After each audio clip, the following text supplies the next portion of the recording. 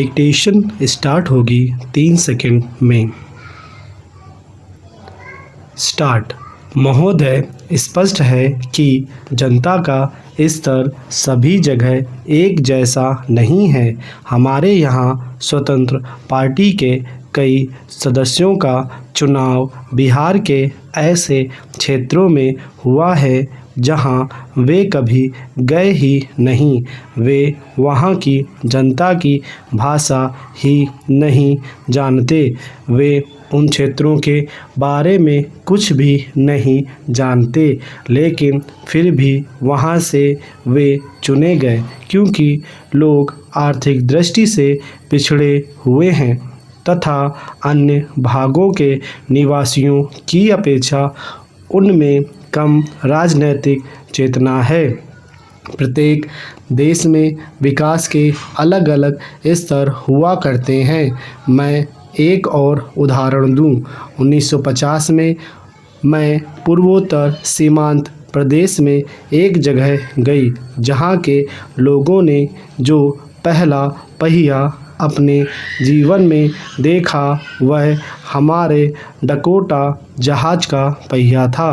कोई चीज़ गोल भी होती है इसकी कल्पना तक उन्हें नहीं थी। हालांकि उनके वहाँ सिंचाई की काफ़ी अच्छी और विकसित व्यवस्था थी, लेकिन पहिए से उन्हें कभी वास्ता नहीं पड़ा था। उन्होंने गाड़ी या ऐसी कोई चीज़ कभी नहीं देखी थी।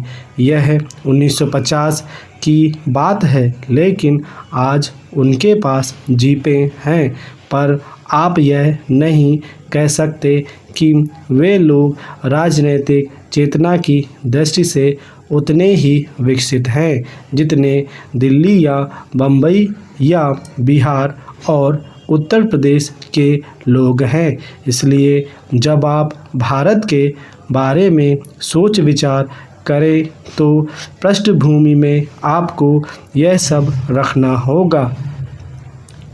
अब स्पष्ट है कि मैं भारत के भविष्य के बारे में इसके अलावा और कुछ नहीं कह सकती कि जैसा कि मैं पहले कह चुकी हूँ, मुझे जनता में बहुत विश्वास है और मुझे कोई संदेह नहीं कि चाहे कुछ भी क्यों ना हो वे सर्वोच्च स्थान तक उठेंगे और इसी बात का महत्व है।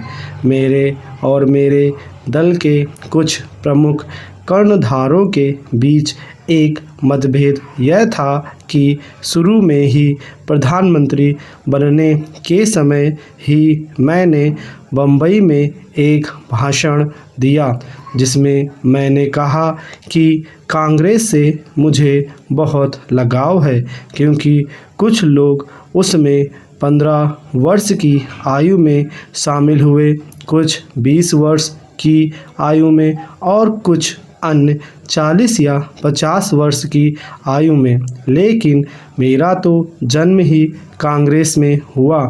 मेरे जन्म के बाद ऐसा कोई भी समय नहीं था जबकि मेरा घर सभी प्रमुख राजनीतिक गतिविधियों, निर्णयों और बैठकों का केंद्र न रहा हो। स्टॉप।